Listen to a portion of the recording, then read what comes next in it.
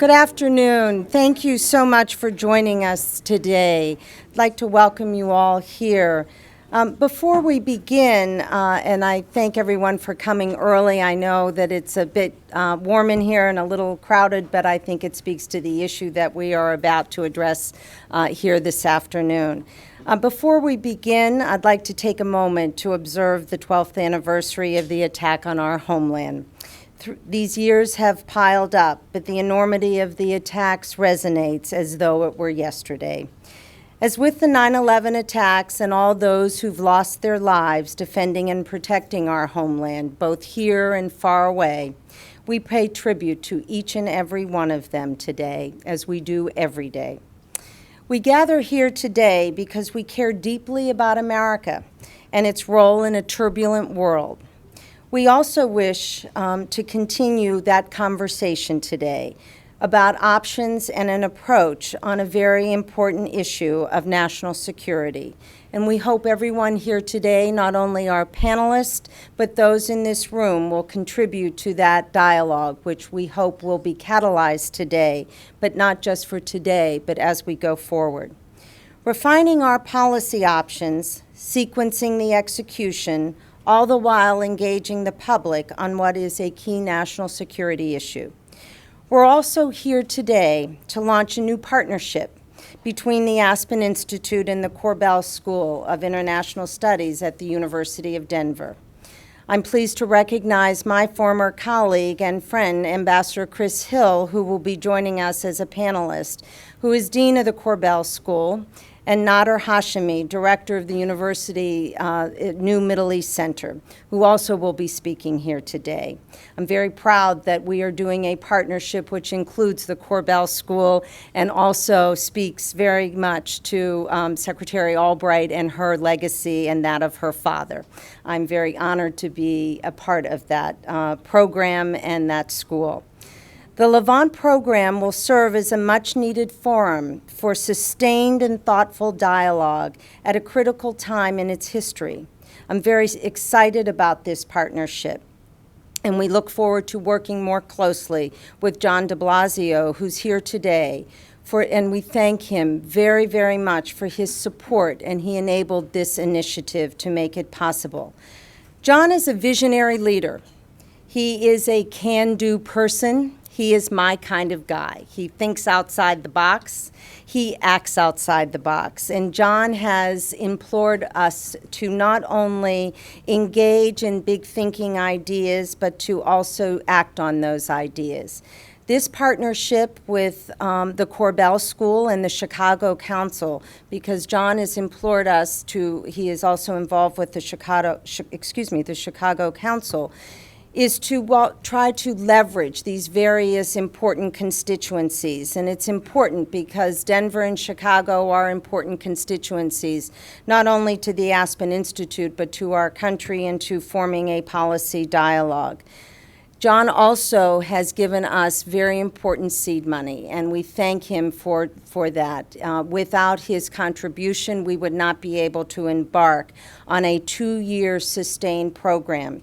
But John has also asked me to ask everyone here to also participate in matching his funding because we want this program to be built out. So John, thank you. Thank you very, very much.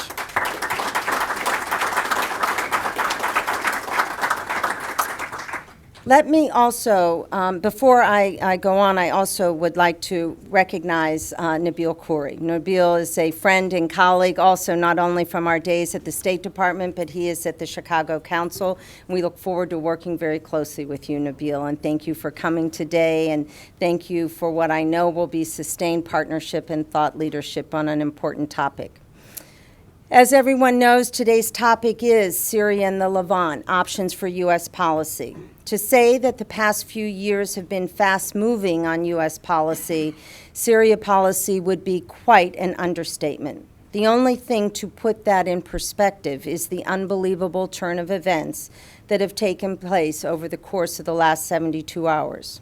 We've all watched the president's speech last evening, making clear his continued resolve to use military force, but he also articulated his resolution for actively and aggressively pursuing a diplomatic option with clear benchmarks and time frame. We can all fuss over what we think may have been a less than perfect sequencing, but the pursuit of a diplomatic option which would result in Syria's surrender of its chemical weapons and its capability to international observers for full accounting and complete destruction is clearly an option worth pursuing. One needs to note that this option was germinated, in my view, by the clear willingness of the president to use military force. Those 5 destroyers are still parked at Assad's doorstep. I firmly believe that we must always exhaust every possible option to pursue that diplomatic framework, all the while maintaining the option within an ongoing conflict and a fractured state is an enormous task and under the best of circumstances. That being said, it's clear this process needs to be pursued with a clear time frame, measured and identifiable goals. A first order of business needs to pursue a sustained ceasefire, not a rolling ceasefire, but a ceasefire that can be determined and withheld throughout the entire country of Syria. However, even today, Syria resumed its shelling of its innocent population. One does need to question how quickly Syria and its leadership will agree to a sustained and countrywide ceasefire. Second, this proposal necessarily puts us in the land of that unfamiliar trust but verify. Given his brutal slaughter of his own people, not just with chemical weapons but over the course of the past 18 months, the world knows it cannot trust Assad. In his most recent interview, Charlie Rose did a brilliant job showing just how morally bankrupt Assad really is. That hasn't changed over the course of the last 72 all of Syria's chemical weapons stockpile, and its capability will require a robust monitoring mechanism. Finally, we need to look at a bigger picture, and we need to look at clear timelines. The proposal needs to be rolled into a larger effort in the framework of the Geneva II negotiations. It must be fused to an aggressive and enforceable timeline to keep pressure on Assad and all the players. And finally, it cannot simply be an international mission before Assad returns to his regularly scheduled slaughter. Notwithstanding, I believe we must explore this option to its fullest extent while continuing full and robust consultation with all of our international partners, and most particularly domestically with the Congress, in accordance with the War Powers Resolution. What is clear is that coercive diplomacy, the credible use of force, a UN resolution that has a Chapter 7 clause, clear timelines and measured goals must all be put in the President's toolbox. Of course, I'd like to thank all of our panelists for agreeing to share their perspectives with us today on this very important topic, and we'll recognize them a little bit later. But before I recognize Secretary Albright before her remarks, I'd like to particularly thank Kevin Jones of our staff who's contributed to this effort, but a very, very special thank you to Maysam Ali, who is the Associate Director of our program. Maysam is a brilliant strategist, a wonderful colleague, and without her, we would not be here today. So I want to thank both of them very much. Let me now recognize Secretary Albright. Madeleine, I look forward to having you share with us your thoughts, but every day I am very fortunate to have you share with me your thoughts and your wisdom.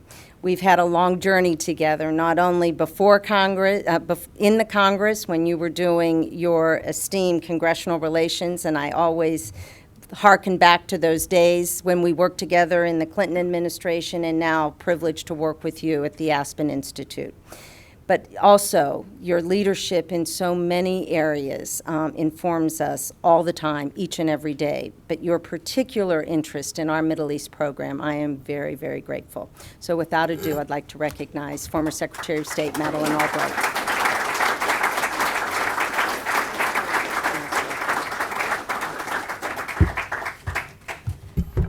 Thank you very much, Tony, for everything you do and for your friendship. And I really have to, I think I do have to stand on this box. Yeah, that's better.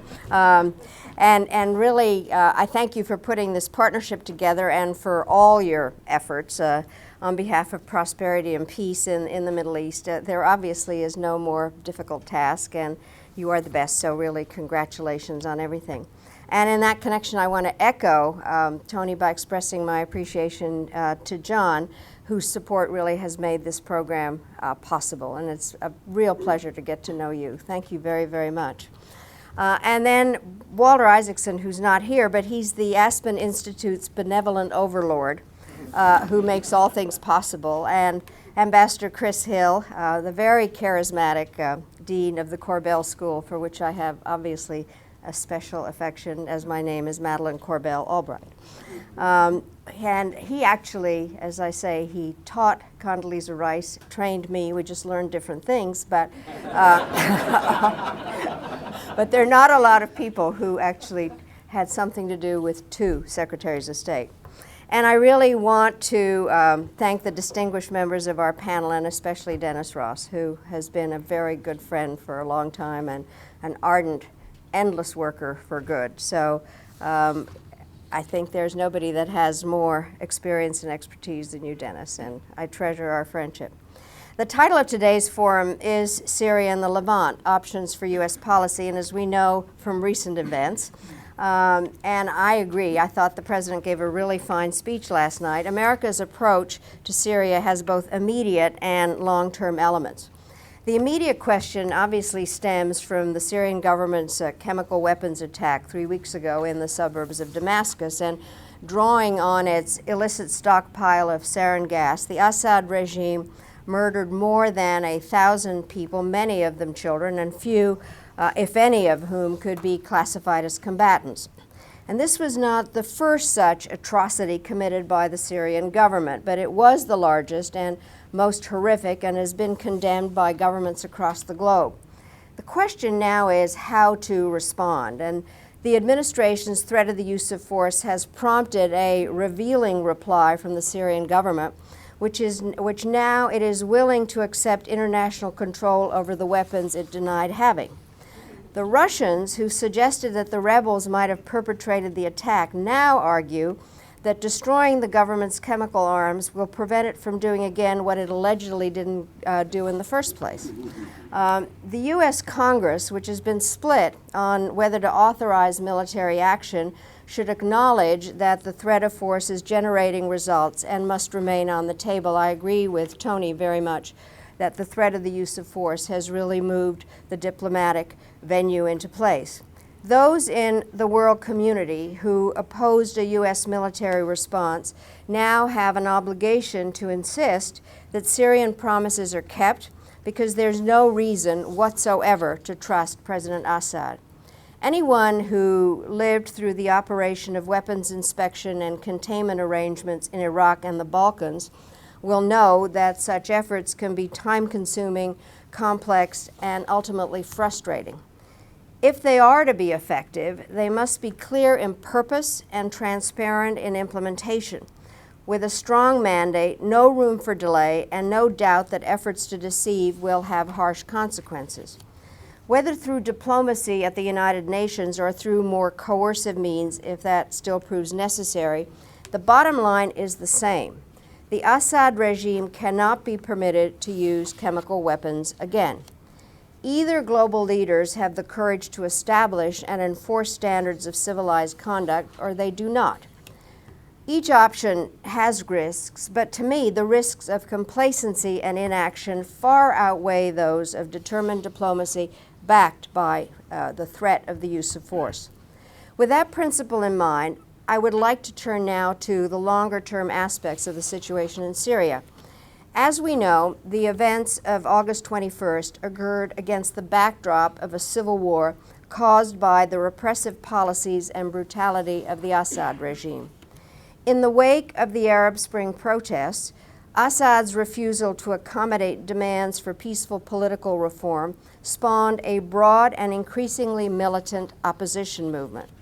The world responded with verbal exhortations, repeated efforts at mediation, the temporary introduction of human rights monitors, rigorous economic sanctions, and aid for the refugees. Tragically, these measures were neither sufficient to avert a humanitarian disaster nor effective in quieting the conflict. One rule of life in the Middle East is that the terrible situations can always become worse. Dennis used to tell me that. And the nightmare scenario of region-wide war can now be seen on the horizon. That is because the ideological, ethnic, and sectarian rivalries that divide Syria show no regard for national boundaries, which means that there is no natural limit to the violence. It doesn't help that the United States and Russia have been at odds with one another. For months, Secretary of State Kerry has been working hard to narrow this gap, and the recent diplomatic breakthrough is a sign that that effort shows promise. Tomorrow in Geneva, he will meet again with Foreign Minister Sergei Lavrov. That and subsequent meetings will matter. They'll matter a great deal because further breakthroughs are needed, and the challenges that must be addressed cannot wait. Already the war is hindering progress in at least 5 areas of direct concern to the United States: the defeat of Al-Qaeda, assuring the peaceful nature of Iran's nuclear program, the negotiation of a settlement between Israel and the Palestinians, encouraging the development of Arab democracy, and supporting stability and prosperity throughout the Levant.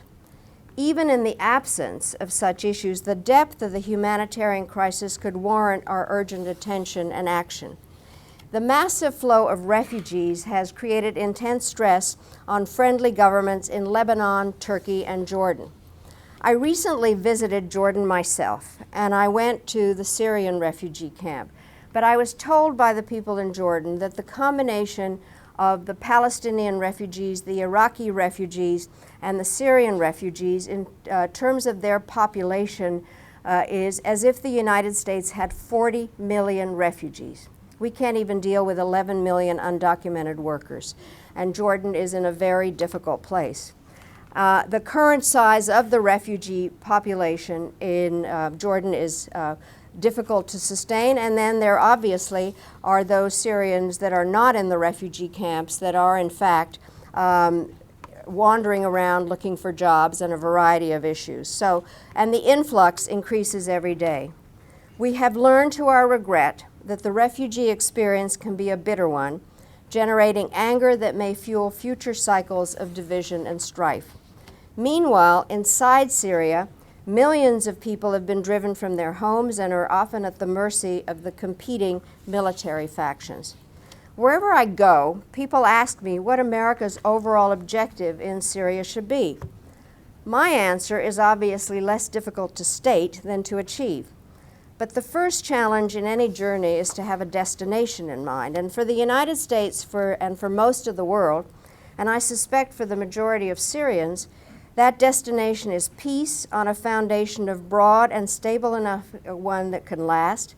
That is by definition a peace under which the rights of all are respected and violent extremists are marginalized. We know that the path to such a settlement is currently blocked, but today's stalemate need not be permanent.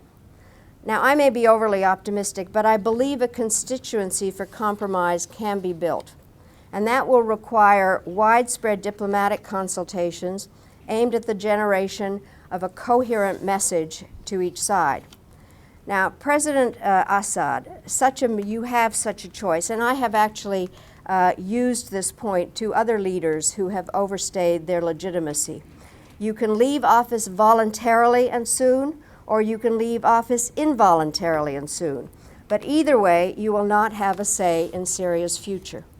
To the rank and file members of Syria's armed forces and government, you should know that if you are to survive, you must be willing to share power. To the opposition, you should be aware that opposing Assad is not enough to guarantee international support. You must develop a degree of unity sufficient to operate and negotiate effectively, and you must adhere to democratic and humanitarian norms. To everyone involved, you must accept that this war will end not in conquest, but in a ceasefire leading to conciliation, because the next government will not be able to govern if it leaves large factions of the population without representation or protection. In the future, the line that will matter most is not that which can be drawn between the Alawites and the Sunni Muslims, or between the Baathists and the non-Baathists, or between Arabs and Kurds. The fundamental question Syrians will have to answer is whether they are prepared to live with their neighbors in freedom and peace. And those who say yes and who act in accordance with that desire will deserve the backing of the international community. Those who say no will become obstacles to the outcome most Syrians and most outside observers hope to achieve.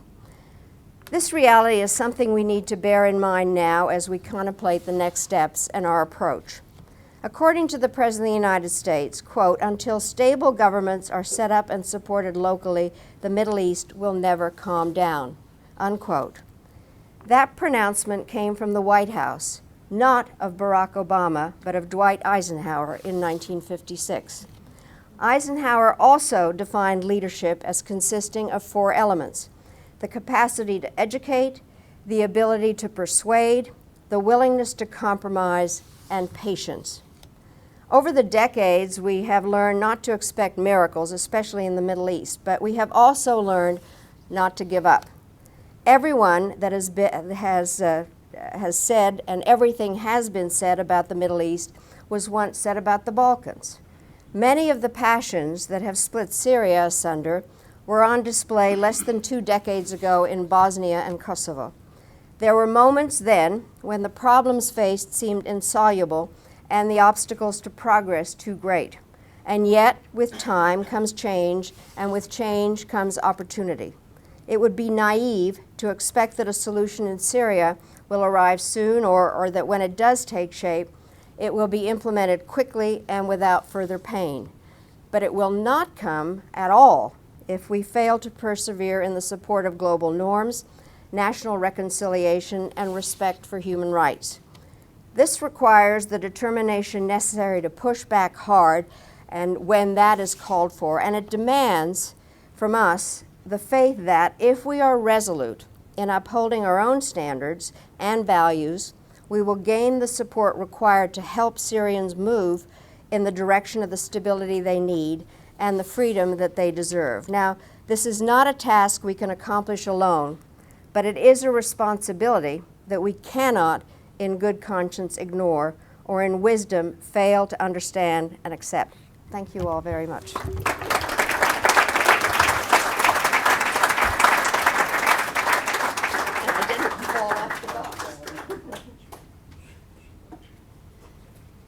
Thank you, Madeleine.